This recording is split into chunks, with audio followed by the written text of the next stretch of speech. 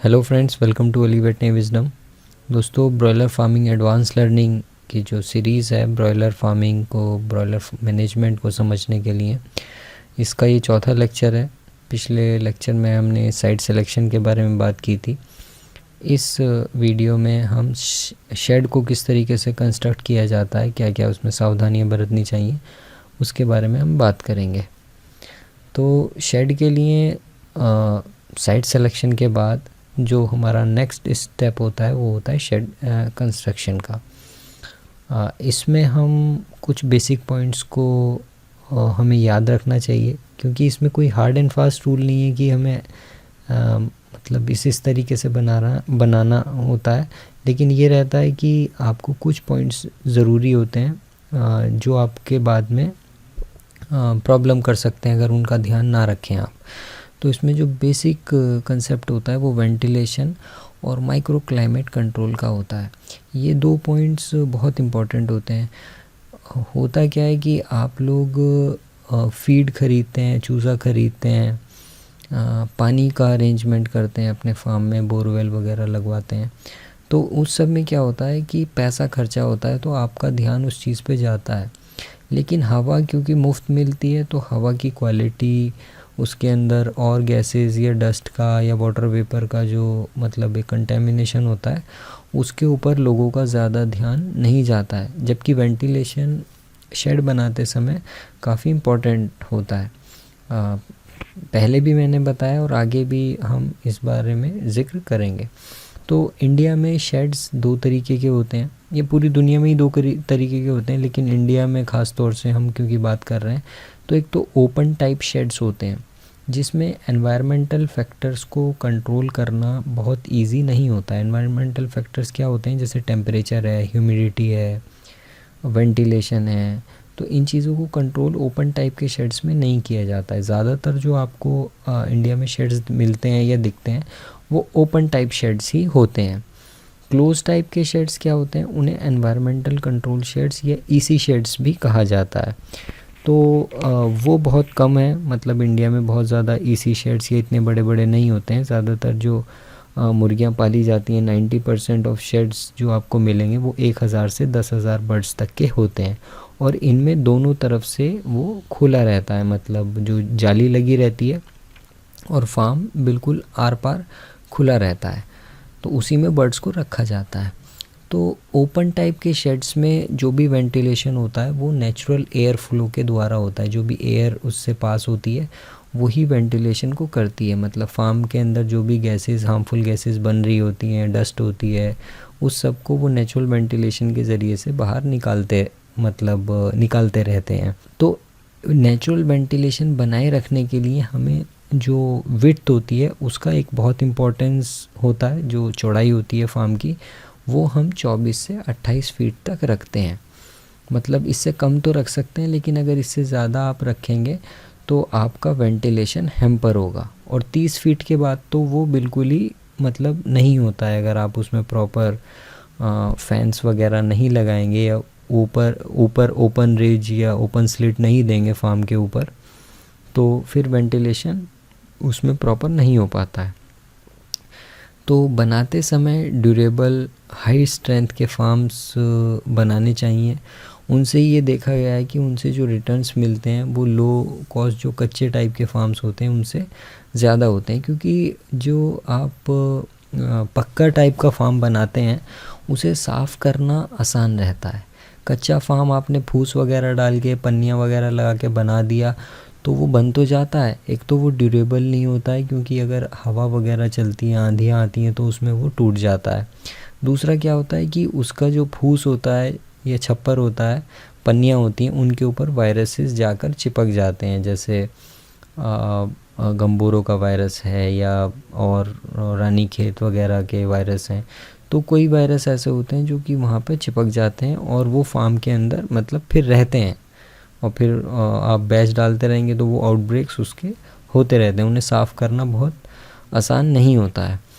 दूसरा क्या होता है कि जो हाइट होती है साइड वॉल की, उसे 1 से 1.5 फीट तक रखा जाता है ग्राउंड से, और उसके ऊपर गैल्वेनाइज्ड वायर की एक नेट लगा दी जाती है जिसे मुर्गा जाली भी कहते हैं।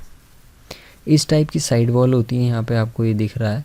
तो ये मतलब इसकी हाइट है लगभग 7 से 8 फीट रखी जाती है और नीचे 1 से 1.5 फीट की यहाँ पर दीवार बनाई जाती है, मतलब ईंटों की आप यहाँ पर दीवार बना सकते हैं 1 से 1.5 फीट की। और ये जो लाल रंग की लाइनें दिख रही हैं ये एक तरीके से पिलर हैं यहाँ पर। ये आयरन के या कंक्रीट के पिलर आप आपको बनाने पड़ते हैं और इन्हीं के ऊपर जो ट्रस हम डालते हैं, ट्रस के ऊपर फिर एस्बेस्टोस की शीट आती है या टीन की शीट आती है, वो इसे उस शीट को रोकते हैं फिर। तो लेंथ कितनी हो फार्म की ये डिपेंड करता है कि आप कितनी बर्ड्स उसमें रखना चाहते हैं, लेकिन विड्थ उसकी 24 से मतलब चौड़ाई उसकी 24 से 28 फीट ही होनी चाहिए और हाइट इसकी 7 से 8 फीट तक काफ़ी रहती है। नीचे ईंटें लगाई जाती हैं, ऊपर जाली लगाई जाती है। जब हम साइड वॉल बना रहे होते हैं, 1 से 1.5 फीट की जो साइड वॉल होती है उसे जब बनाया जा रहा होता है तो कुछ चीज़ें हमें अपने माइंड में रखनी चाहिए। वो ये है कि हमें लगभग वो दीवार ज़मीन से 2 फीट नीचे तक उसे बनाना चाहिए और बेहतर ये रहता है कि अगर आप उसे आरसीसी वगैरह से अगर फिल कर दें तो वो और भी अच्छा रहता है, क्योंकि कई सारे ना जब आप फार्म बनाते हैं तो खेत के आसपास बनाएंगे या बाहर की तरफ बनाएंगे, वहाँ पे मंगूज़, नेवले, चूहे, बड़े मतलब जो चूहे रहते हैं, रैट्स रहते हैं या और भी जानवर रहते हैं, वो क्या करते हैं कई बार सुरंगें बना लेते हैं अंदर ना, तो वो फार्म के अंदर उनका एंट्रेंस हो जाता है, तो उससे काफ़ी नुकसान होता है। तो बेटर ये रहता है कि आप जो दीवार बना रहे हैं उसे थोड़ा नीचे तक ले जाएं ताकि इन एनिमल्स को वहाँ पे मतलब अंदर ना जाएं। इसी तरीके से जाली भी आप थोड़ी मज़बूत लगाएं जिससे ये कुत्ते वगैरह या ये नेवले उसे या चूहे उसे ना काट पाएँ। इसके बाद पिलर्स बनाए जाते हैं, जैसा मैंने मतलब उस पिक्चर में दिखाया था आपको। पिलर्स के ऊपर मतलब जब हम पिलर्स लगा देते हैं तो उसी के ऊपर हम वायर की नेट को खींच देते हैं, मतलब लगा देते हैं। और ये नेट ऐसी होनी चाहिए, वायर ऐसा होना चाहिए कि उसे कोई तोड़ ना सके आसानी से, वरना होगा क्या ना कि जैसे मैंने बताया कि ये वाले जो जानवर होते हैं फार्म के अंदर घुस जाते हैं और ये फिर काफ़ी मोर्टलिटी और नुकसान कर देते हैं।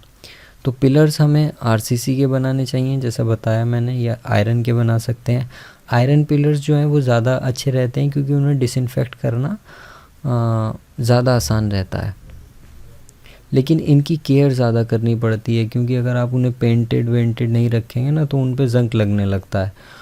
और या फॉगिंग या फ्यूमिगेशन के टाइम, क्योंकि फ्यूमिगेशन या फॉगिंग जो है वो हाईली ऑक्सीडाइजिंग एनवायरनमेंट क्रिएट करता है, तो उस दौरान उन्हें रस्ट लगने का इन आयरन पिलर्स को काफ़ी प्रॉब्लम रहता है। आरसीसी या ब्रिक या सॉइल के साथ क्या प्रॉब्लम आती है कि उसके ऊपर आईबी, गम्बोरो या बर्ड फ्लू वगैरह के वायरस चिपक जाते हैं, जो कि अगर प्रॉपर बायोसिक्योरिटी मेजर्स ना हो, साफ़ सफाई ना हो, तो वो डिजीज़ आउटब्रेक भी क्रिएट करते हैं। तो ये कुछ इसके मतलब प्रॉज एंड कॉन्स हैं पिलर्स के। इसके बाद हम फ्रंट और एंड बनाते हैं फार्म का, वो कम्प्लीटली ब्रिक से बनता है, ईंटों से बनता है, आगे भी बंद रहता है और पीछे भी बंद रहता है। रूफ़ फार्म का एस्बेस्टॉस की शीट सबसे अच्छी रहती है फार्म का रूफ़ बनाने के लिए, जो पत्थर की चादर आती है उसी से बनाना चाहिए। आयरन या प्लास्टिक की जो छत होती है उसे डिस्करेज किया जाता है, मतलब उसे यूज़ नहीं करना चाहिए। और ड्यूरेबल रूफ़ होना चाहिए आयरन ट्रस के ऊपर, क्योंकि फिर मैं वही बात कहूँगा कि उसकी ड्यूरेबिलिटी इम्पॉर्टेंट है, क्योंकि कुछ टाइम ऐसा आता है मतलब मौसम की जब आंधियाँ बहुत तेज़ चलती हैं, खासकर नॉर्थ के एरियाज़ में, या आप अगर कोस्टल एरियाज़ में तो वहाँ भी तूफ़ान आते हैं। तो ट्रस के ऊपर अगर फार्म बनता है, छत डलती है, तो उसे वो थोड़ा ड्यूरेबल रहती है। इसके बाद फ्रंट जो होता है फार्म का, या इस टाइप से आप इस पिक्चर में देख सकते हैं, तो मैंने बताया था कि साइड जो है वो 7 से 8 फीट रहती है। और ये येलो जो आप देख रहे हैं ये हमारा दीवार है, यहाँ पर ये येलो जो है इसके ऊपर ये आयरन नेट यहाँ तक लगती है, ये एस्बेस्टोस की शीट यहाँ पर पड़ जाती है और ये ट्रस बन जाती है जो आपको दिख रही है, ये ट्रस लग जाती है, ये रूफ़ को होल्ड करती है। और बीच की हाइट जो रहती है इसमें वो 10 से 11 फीट तक रहती है और फार्म की चौड़ाई लगभग 24 से 28 फीट तक। साइड में से हम ये ईव्स निकाल देते हैं थोड़ी थोड़ी, ताकि बारिश या डायरेक्ट धूप फार्म के अंदर ना जाए। तो ये भी 2 फीट की रखी जाती है। फार्म का ओरिएंटेशन क्या होना चाहिए, मतलब उसका जो डायरेक्शन है वो कैसा होना चाहिए। अगर फार्म की डायरेक्शन की बात करें तो फार्म ज़्यादातर इंडिया में ईस्ट वेस्ट डायरेक्शन में बनते हैं और बनाने चाहिए, क्योंकि ईस्ट वेस्ट डायरेक्शन में जो फार्म बनते हैं उनमें सनलाइट आती है विंटर्स में, और समर में सनलाइट नहीं आती है। सन डायरेक्टली फार्म में नहीं आता है समर्स में, तो ये एक बहुत अच्छा बेनिफिशियल पॉइंट रहता है। सर्दियों में तो धूप मिल जाती है डायरेक्ट हमारे बर्ड्स को, लेकिन समर में वो नहीं मिलती है। और अगर आपका बजट अलाउ करता है तो आप जो फ़र्श है फार्म का, हालांकि ज़्यादातर फार्म्स में ये कच्चा फ्लोर रखा जाता है, आप इसे आरसीसी का या ब्रिक का भी करवा सकते हैं। ये कराने से क्या होता है कि इसे साफ़ करना, डिसइंफेक्ट करना, क्लीनिंग करना, जब हम फार्म में से मुर्गियाँ खाली करते हैं तो वो काफ़ी हेल्पफुल रहता है। मतलब बायोसिक्योरिटी पॉइंट ऑफ व्यू से उसे साफ़ करना आसान रहता है। कॉक्सीडियोसिस की प्रॉब्लम या गट प्रॉब्लम उसमें कम आती है उन वाले फार्मों में जहाँ पर ये पक्का रहता है, क्योंकि उसकी साफ़ सफाई आसान हो जाती है। फ्लेम गन से आप उसे जला भी सकते हैं। गम्बोरों के अगर आउटब्रेक आपके फार्म में बार बार हो रहे हैं तो आपको अपना फ़र्श जो है वो पक्का करा लेना चाहिए और उसकी सफाई बहुत अच्छे से करनी चाहिए फिर, तो आपके यहाँ गम्बोरों की प्रॉब्लम काफ़ी हद तक सॉल्व हो सकती है। पक्का फ्लोर इस मामले में भी अच्छा रहता है कि उसमें कोई जो वर्मिन्स होते हैं, मतलब जो मैंने बताए थे जानवर होते हैं, नेवलेस और ये चूहे वगैरह, ये उसे ब्रीच नहीं कर सकते हैं, उसे तोड़ के अंदर नहीं आ पाते हैं। फ्लोरिंग और रूफ़ की अगर बात करें, वैसे तो कच्चा फ़र्श भी रखा जाता है फार्म्स के अंदर, और ज़्यादातर के अंदर कच्चा ही फ़र्श रहता है, और लेकिन कच्चे फ़र्श के साथ अपनी प्रॉब्लम्स रहती हैं। एक तो कॉक्सीडियोसिस की प्रॉब्लम सबसे बड़ी रहती है, फिर नेक्रोटिक एंटराइटिस की प्रॉब्लम आती है कच्चे फ़र्श में, और उसे साफ़ नहीं किया जा सकता है। गम्बोरों की प्रॉब्लम रहती है सॉइल में, मतलब आसानी से गम्बोरों का वायरस सर्वाइव करता है, तो ये कच्चे फ़र्श के साथ प्रॉब्लम रहती हैं। रूफ़ को हम पेंट कर सकते हैं ब्लैक अंदर से, और वाइट हम बाहर से उसे पेंट कर देते हैं हॉट एंड ह्यूमिड क्लाइमेट में। मतलब जब गर्मी होती है ना, तो वाइट अगर बाहर से करेंगे तो वो सनलाइट को रिफ्लेक्ट कर देता है, और अंदर से ब्लैक करने का पर्पस ये रहता है कि वो हीट को ब्लैक चीज़ एब्जॉर्ब करती है।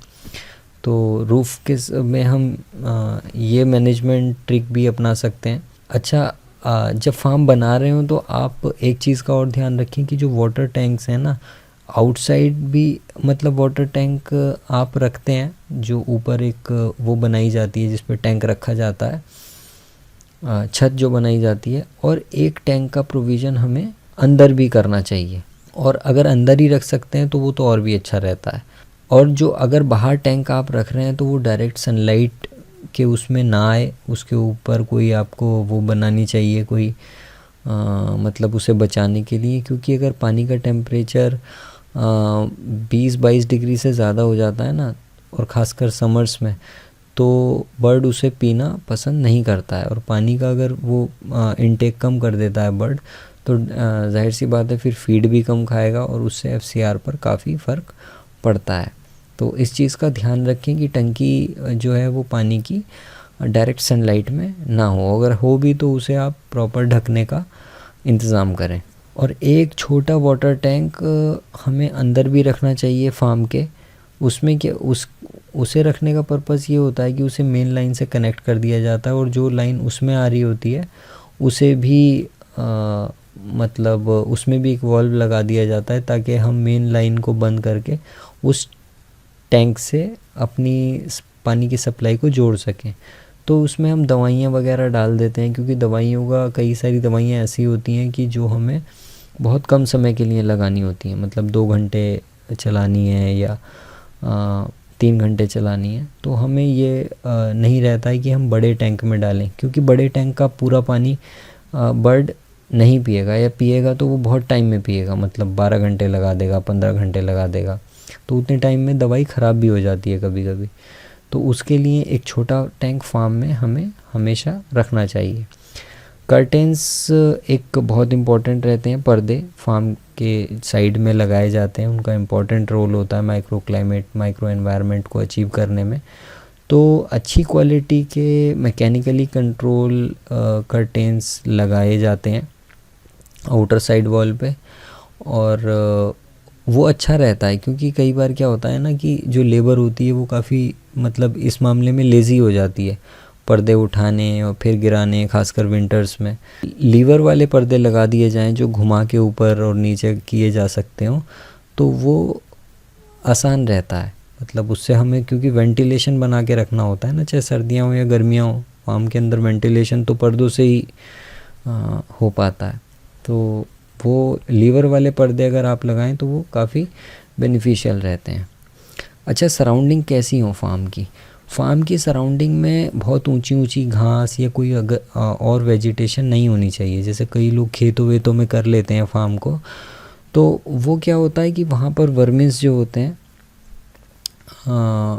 ना सिर्फ नेवले और चूहे बल्कि और तरीके के जानवर भी होते हैं, मुर्गियाँ हैं, कुत्ते हैं, कबूतर हैं, वो भी प्रॉब्लम क्रिएट करते हैं, क्योंकि ये सब बीमारियों के वाहक होते हैं। मतलब ये बीमारियाँ कैरी करते हैं, ये जितने भी जानवर हैं, और ना सिर्फ बीमारियाँ कैरी करते हैं, ये फ़िज़िकल नुकसान भी पहुंचाते हैं। तो इन चीज़ों से मतलब हमें अपने फार्म को बचाना चाहिए। तो जितना खुले में करेंगे, मतलब आसपास बहुत ऊंची ऊंची घास वास ना हो, तो वो सही रहता है। दूसरी चीज़ ये रहती है कि जो लिटर है फार्म का, जब आप फार्म खाली करते हैं बर्ड्स बेचने के बाद, तो उसे आसपास ना डिस्पोज़ करें। क्योंकि मान लीजिए आप ने लिटर अपना पास में डिस्पोज़ कर दिया और बारिश हो गई या वहाँ पर किसी तरीके से मतलब पानी पहुँच जाता है, तो वो पानी लीचिंग होके उसकी वो ग्राउंड वाटर में चला जाता है। तो आपके फार्म में जितनी भी, अगर मान लीजिए ई कोलाई की प्रॉब्लम है, तो ग्राउंड वाटर भी उससे कंटेमिनेट होता है। तो ये वाला एक पॉइंट आपको याद रखना चाहिए। दूसरी चीज़ क्या है कि जब, एक और चीज़ क्या है कि आपको फार्म में मतलब एक एज के बर्ड एक प्रीमाइसिस में रखने चाहिए। ये एक इम्पॉर्टेंट पॉइंट है, क्योंकि क्या होता है ना कि जो जब हम मोर देन वन एज, मतलब मान लीजिए आज एक चूज़ा लेके आया, एक हफ़्ते बाद फिर आपने एक चूज़ा डाल दिया, फिर उसके एक हफ़्ते बाद एक और चूज़ा डाल दिया, एक ही फार्म के अंदर या एक ही प्रीमाइसिस में, मतलब अलग अलग फार्म है लेकिन आसपास हैं वो, तो जो छोटा वाला चूज़ा होता है ना, वो हमेशा फिर बीमारी रहता है, जो मतलब लास्ट में डलेगा, क्योंकि वहाँ की बीमारी इधर ट्रांसफ़र होती रहती है। एक लेबर काम करता है, कोई इधर जा रहा है, कोई उधर जा रहा है, तो वो फार्म में मतलब बीमारियों को लोग कैरी करते हैं। और ऐसे फार्म मतलब मैंने अक्सर देखा है कि उनका फ्यूचर जो है बहुत डार्क होता है और लॉसेस में रहते हैं, तो इस वजह से वो अल्टीमेटली बंद हो जाते हैं।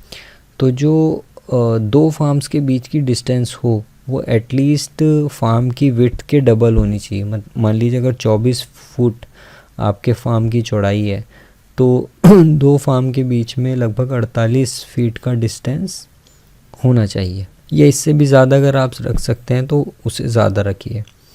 तो ये इम्पॉर्टेंट पॉइंट है यहाँ पर दो फार्म्स के उसमें, कि एक एज ही रखनी चाहिए, और अगर एक एज से ज़्यादा रख रहे हैं तो अलग अलग लेबर काम करें वहाँ पे, तो वो एक दूसरे में ना जाएं, और लगभग जितना चौड़ा फार्म है उसकी चौड़ाई का दुगना उन फार्म के बीच का डिस्टेंस होना चाहिए। अच्छा, कुछ फार्मर क्या करते हैं, कुछ क्या बहुत सारे ऐसे हैं जो कि फीड को फार्म के अंदर ही रखते हैं। ये बहुत अच्छी प्रैक्टिस नहीं है, और फीड को दूर रखना चाहिए फार्म से। सबसे पहली बात तो ये कि वो चूहों के लिए एक ट्रीट का काम करता है, और दूसरी बात ये है कि फीड के जो कट्टे वगैरह होते हैं ये बीमारियां कैरी करते हैं। तो अगर आपको प्रॉपर पेस्ट कंट्रोल प्लान चलाना है तो आपको फीड फार्म से बाहर रखना चाहिए एक अलग स्टोर में, और वहीं से आपको फीडिंग इसकी करानी चाहिए, मतलब जब भी आप उसमें भरें।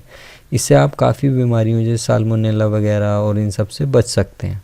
और फीड मिल भी आपको मतलब फार्म से दूर ही इंस्टॉल करनी चाहिए। उसकी भी वजह यही है कि पेस्ट कंट्रोल तभी आप प्रॉपरली कर पाएंगे। तो ये शेड कंस्ट्रक्शन के बारे में जानकारी थी। नेक्स्ट लेक्चर में हम इक्विपमेंट्स के बारे में जानेंगे कि ब्रॉयलर फार्मिंग में क्या क्या इक्विपमेंट्स यूज़ होते हैं।